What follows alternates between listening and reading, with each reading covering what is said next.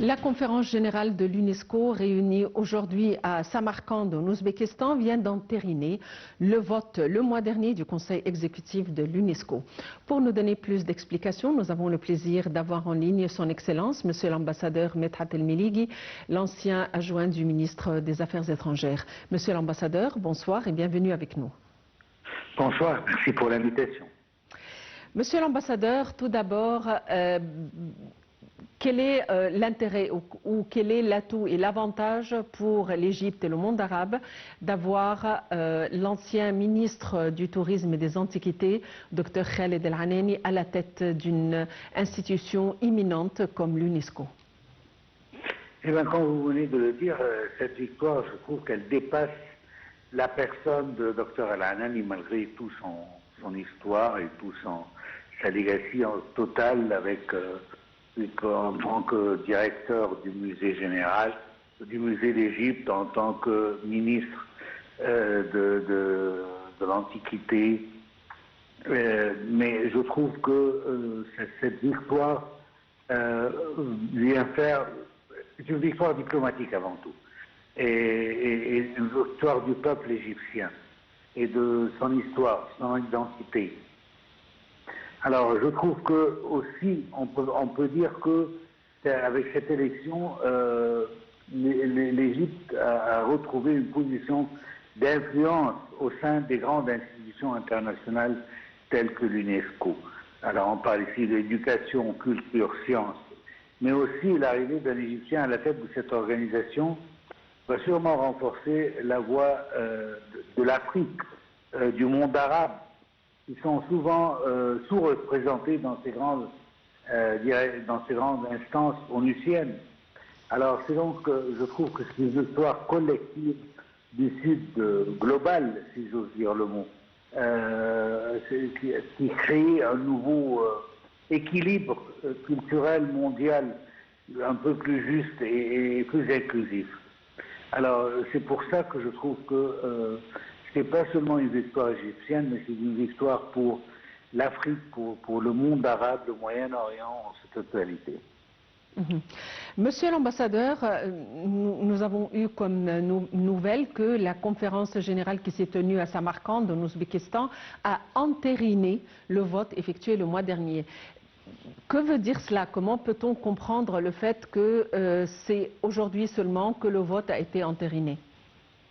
Alors, comme on le sait tous, que c'est pendant la conférence générale que les élections qui ont pris place déjà avec une majorité écrasante, 55 voix contre 2 pour son opposant, ce qui s'est passé était attendu.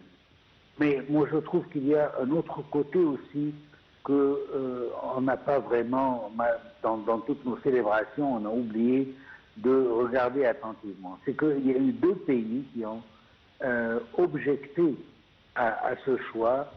On sait tous qui sont ces deux pays et comment est-ce que ces deux pays peuvent influencer de sorte à ne pas laisser le Dr Khaled bien travailler dans son poste sans problème.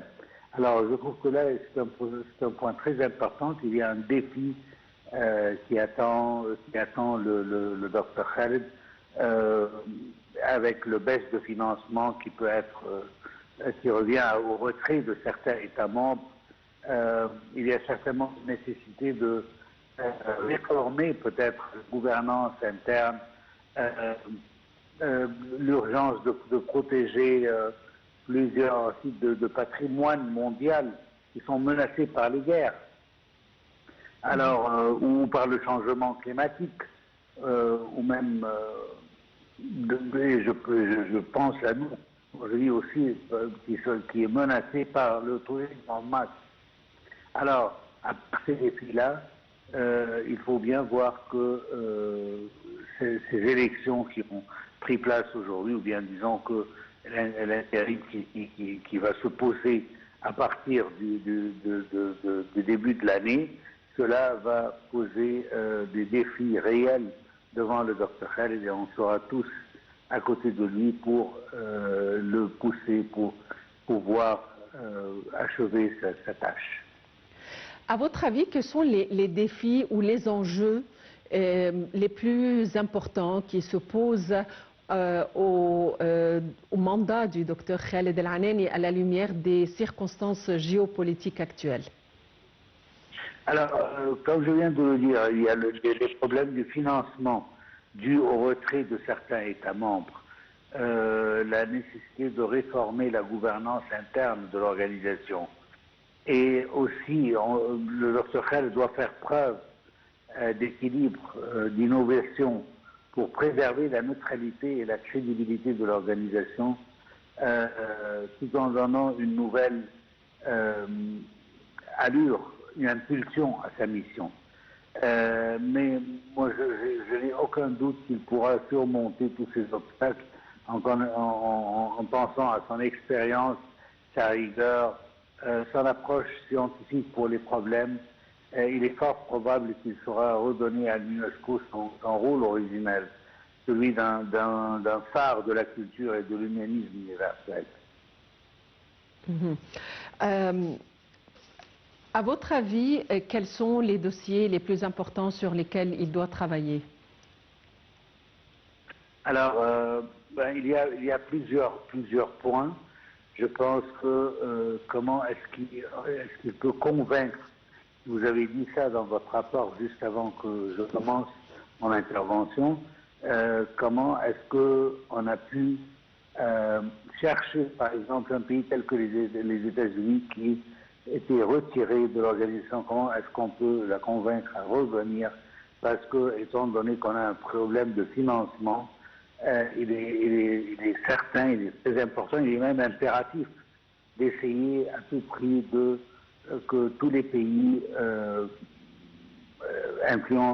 qui peuvent influencer restent dans cette organisation pour qu'ils puissent jouer un rôle plus effectif. Et je pense qu'avec la présence de Dr Khaled, je pense qu'il pourra convaincre les pays tels que les États-Unis à reprendre sa place et à recommencer son financement, de sorte que l'organisation ne passe pas par des moments durs du manque de financement pour ses projets. Monsieur l'ambassadeur, quels sont les critères selon lesquels une personnalité ou un candidat est élu à la tête d'une telle organisation? Quels sont les atouts que cette personnalité doit avoir, que ce candidat doit avoir? Alors, il y a plusieurs points, mais je veux bien me concentrer sur le Dr Khaled. Une personne multiculturelle avec un passé dans l'archéologie, un professeur de l'université, un ancien ministre, comme vous le savez, l'ancien ministre du Tourisme et des Antiquités. Alors il incarne plusieurs identités, notamment la rigueur scientifique et en même temps la passion pour la culture universelle. Alors je trouve que Dr Khaled, il a les deux qualités qui sont exigées pour pouvoir arriver à un poste comme celui-là. Je viens de dire sa pensée scientifique et en même temps sa passion pour la culture mondiale et son approche qui sera toujours juste envers tous les pays, et que cela va lui permettre comme l'Égypte d'ailleurs, qui est toujours confiée à des questions internationales, de prendre des efforts de médiation, parce que toujours l'Égypte a été un pays qui a des approches qui sont neutres et équilibrées. Et je pense que ce sera toujours l'approche de Dr Khaled de faire de même. Excellence, Monsieur l'ambassadeur Medhat El-Meligidi, vous êtes vous êtes l'ancien adjoint du ministre des Affaires étrangères. Merci pour votre intervention. Abordons un comité important au sein du Parlement, c'est le comité du droit de l'homme.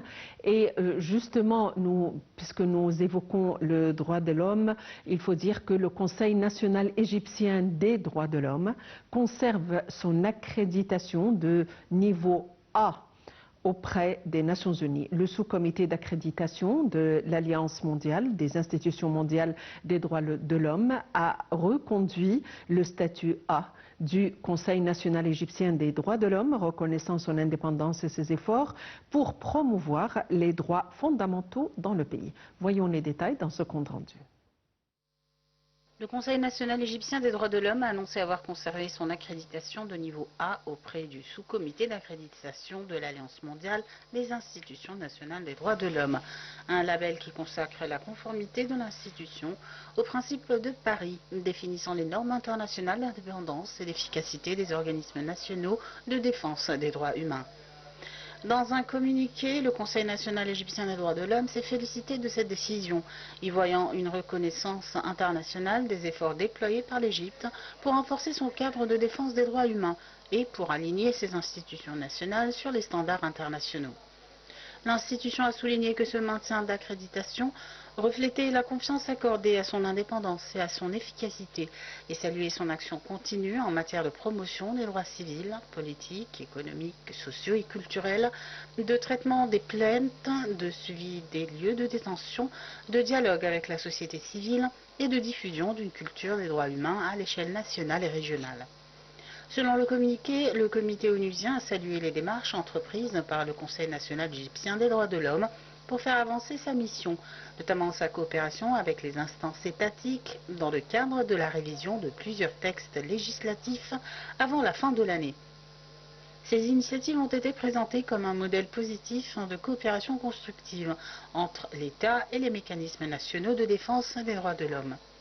Le Conseil national égyptien des droits de l'homme a exprimé sa profonde gratitude à ses partenaires institutionnels, gouvernements, parlements et société civile, pour leur soutien et leur collaboration, estimant que cette reconnaissance couronne un effort collectif et continu en faveur du respect des droits et des libertés fondamentaux.